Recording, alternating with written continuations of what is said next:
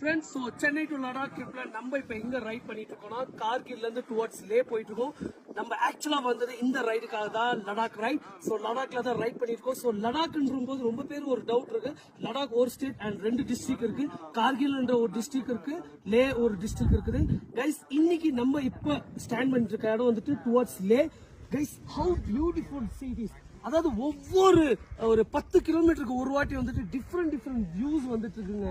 So நீங்க வந்துட்டு வர முடியாத சூழ்நிலை இருந்தாலும் என்னோட இந்த வீடியோஸ் மூலயமா நீங்க பார்க்கணும். ஃபியூச்சர்ல நீங்களும் பிளான் பண்ணி லடாக் ரைட் வரணும். இன்ஃபேக்ட் நீங்க பைக்கர்ஸா இருந்தா பைக் கொண்டுட்டு வரலாம், இல்லைன்னா நீங்க கார் டிரைவ் பண்ணி கூட வரலாம்.